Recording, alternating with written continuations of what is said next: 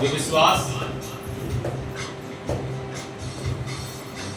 ना तो हम बुद्धि से कर सकते हैं और न शरीर के द्वारा कर सकते हैं। जैसा वचन में लिखा, यदि तो विश्वास करे और कर्म न करे तो तेरा विश्वास करना व्यर्थ है। जैसे मनुष्य शरीर में रहता है, यदि उसके पास आत्मा न हो तो क्या वो व्यर्थ है, वो एक मुर्दा है। उसी तरह हमारा विश्वास जो हमारे अंदर कर्म को पैदा करता है, यदि हम विश्वास करते हैं और कर्म ना करें तो व्यर्थ है। हम प्रभु यीशु मसीह के पवित्र भवन में आते हैं और उसकी आज्ञा पर चलेंगे और उसका भय हम मानेंगे और उसकी सब आज्ञाओं को मानेंगे, तो परमेश्वर अपने प्रेम रखने वालों को पवित्र आत्मा देगा। तब अपना संतान बनाता है, वो अपना बेटा बनाता है। यदि हम उसकी आज्ञा को मानेंगे तो हमको पवित्र आत्मा देगा, अपना बेटा बना लेगा।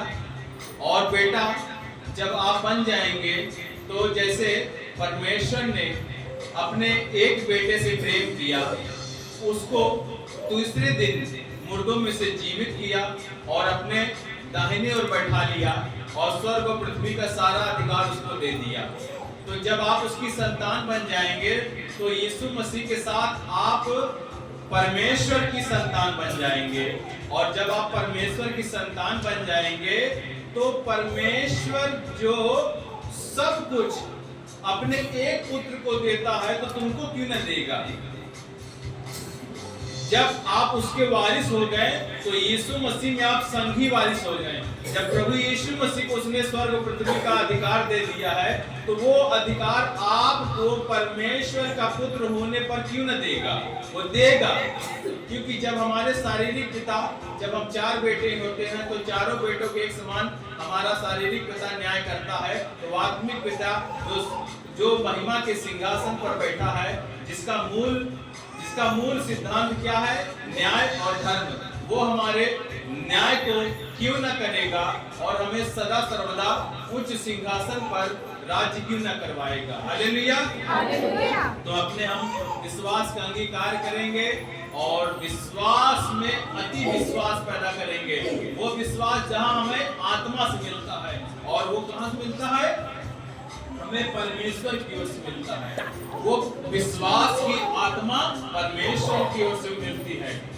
और मिलती कैसे है, जब हम उसके पुत्र यीशु मसीह पर विश्वास करते हैं और विश्वास करके ये परमेश्वर का पुत्र है और परमेश्वर के पुत्र को हम अपना प्रभु मान लेंगे, विश्वास कर लेंगे और इस चीज को अंगीकार करेंगे।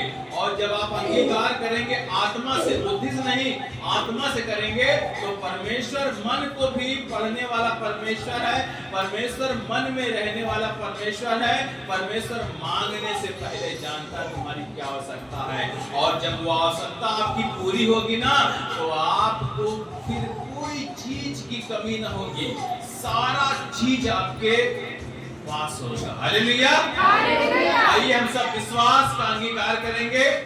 हम विश्वास करते हैं परमेश्वर महासमर्थी पिता पर, जो स्वर्ग और धरती का पैदा करने वाला है। हम विश्वास करते हैं यीशु मसीह पर, जो परमेश्वर पिता का इकलौता पुत्र, और वह हमारा प्रभु है। वह पवित्र आत्मा की शक्ति से गर्भ में आया, कुंवारी मरियम से जन्मा, पिलातुस के अधिकार में दुख भोगा, क्रूस पर चढ़ाया गया, मर गया और गाड़ा गया, आत्माओं के लोक में उतर गया, तीसरे दिन मुर्दों में से जी उठा, स्वर्ग पर चढ़ गया और परम पिता के दाहिनी ओर जा बैठा। वहाँ से वह जीवितों और मरे हुओं का न्याय करने को आएगा। हम विश्वास करते हैं पवित्र आत्मा पर, एक पवित्र कलीसिया पर, संतों की संगति पर,